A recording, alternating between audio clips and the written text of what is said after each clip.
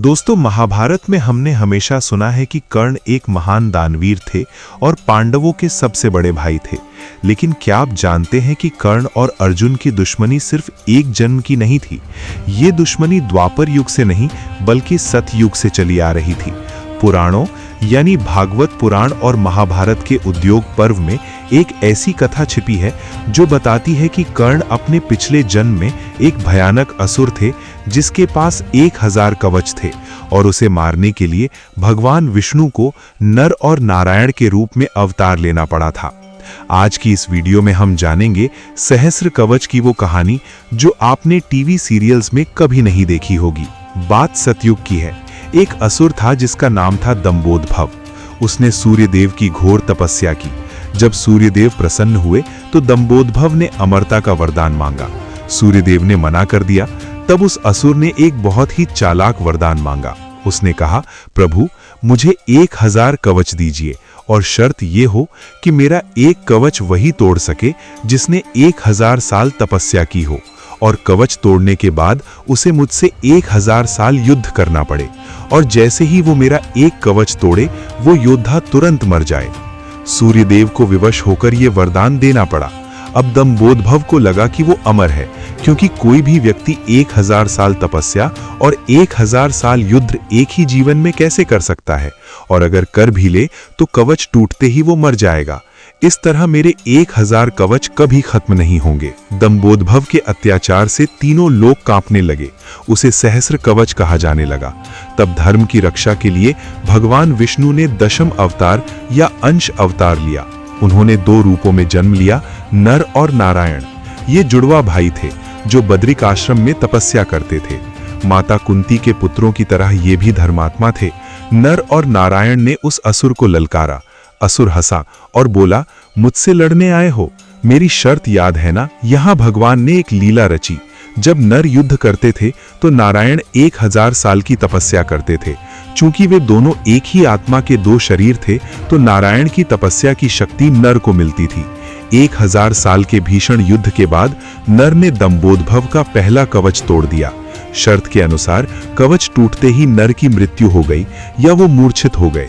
लेकिन तभी नारायण, जिन्होंने 1000 साल तपस्या कर ली थी, अपनी संजीवनी विद्या और तपोबल से नर को जीवित कर दिया। अब बारी बदली। अब नारायण ने युद्ध शुरू किया और नर तपस्या करने बैठ गए। अगले 1000 साल तक नारायण लड़े और दूसरा कवच तोड़ा। जैसे ही नारायण गिरे, नर ने अपनी तपस्या की शक्ति से उन्हें उठा दिया। ये सिलसिला हजारों सालों तक चलता रहा। 1, 2, 10, 100 करते करते नर और नारायण ने मिलकर उस असुर के 999 कवच तोड़ दिए। अब उस असुर के पास केवल एक कवच बचा था। वो डर गया। उसे समझ आ गया कि ये कोई साधारण तपस्वी नहीं है, ये स्वयं काल है। अपनी जान बचाने के लिए वो असुर रणभूमि छोड़कर भागा और सीधे सूर्यलोक में जाकर सूर्यदेव की शरण में छिप गया। नर और नारायण ने उसका पीछा किया और सूर्यदेव से कहा, इस पापी को हमें सौंप दीजिए। लेकिन सूर्यदेव अपने भक्त को धोखा नहीं दे सकते थे। उन्होंने शरणागत की रक्षा की।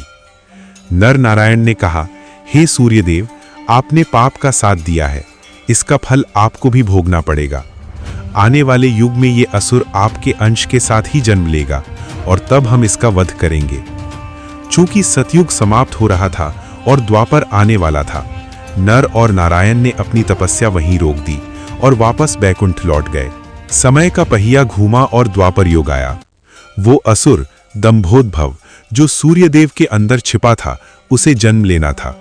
जब माता कुंती ने सूर्यदेव का आह्वान किया तो सूर्यदेव ने उसी असुर के अंश को अपनी तेज के साथ कुंती के गर्भ में स्थापित कर दिया। इस तरह जन्म हुआ कर्ण का। इसीलिए कर्ण कवच और कुंडल के साथ पैदा हुए थे। ये वही आखिरी 1000वां कवच था जो नर नारायण पिछले जन्म में नहीं तोड़ पाए थे। और उस असुर को मारने के लिए नारायण ने जन्म लिया श्री कृष्ण के रूप में और नर ने जन्म लिया अर्जुन के रूप में। इसीलिए महाभारत में कर्ण और अर्जुन की दुश्मनी स्वाभाविक थी। वो पिछले जन्म के दुश्मन थे। अब आप समझिए कि महाभारत में चीजें वैसे क्यों हुई। इंद्र यानी अर्जुन के पिता ने कर्ण से वो कवच क्यों मांगा? क्योंकि जब तक कर्ण के पास वो 1000वां कवच रहता, उसे दुनिया की कोई ताकत नहीं मार सकती थी, अर्जुन भी नहीं। शर्त याद है ना? कवच तोड़ने के लिए 1000 साल तपस्या और 1000 साल युद्ध चाहिए था, जो इंसान की उम्र में संभव नहीं था। इसीलिए छल से वो कवच हटाना पड़ा। जब कुरुक्षेत्र में अर्जुन यानी नर ने कर्ण का वध किया, तो असल में उन्होंने उस असुर यानी दंभोदभव को मुक्ति दिलाई। कर्ण के रूप में उस असुर ने दानवीरता दिखाकर अपने पाप धो लिए थे, इसलिए अंत में वो भगवान के धाम गया। तो दोस्तों, ये था राज कर्ण के कवच का।